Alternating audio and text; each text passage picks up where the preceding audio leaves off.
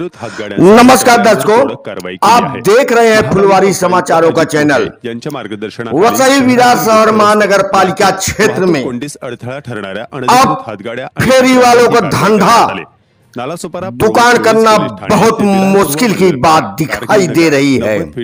या परिसरातील अनधिकृत हातगाड्या आणि नजारा आप देख सकते हैं। कारवाई पालिकेने राबवली आहे।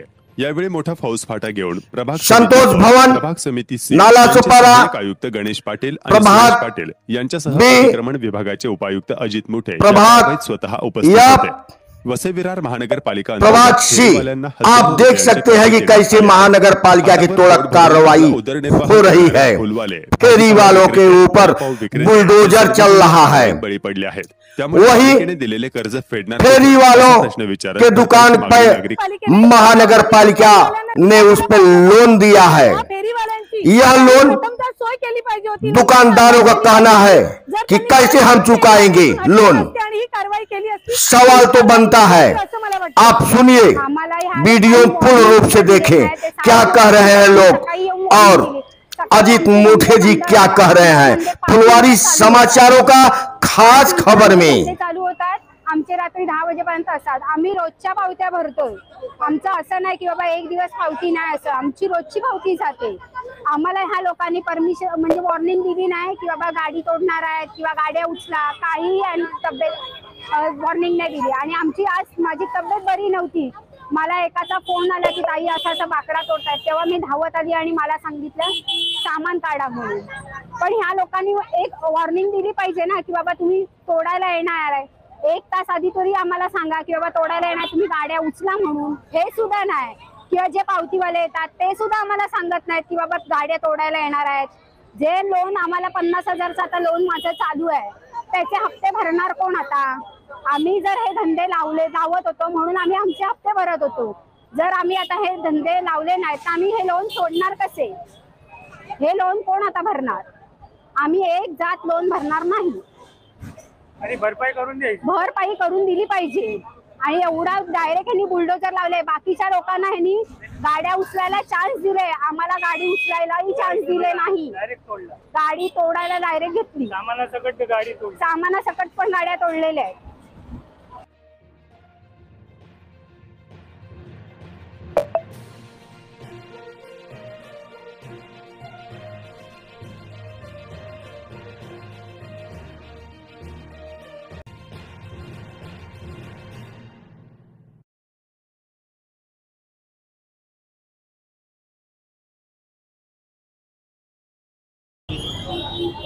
तोडक कारवाई करायचं कारण असं होतं की रस्ता हा लोकांना चालण्यासाठी आहे।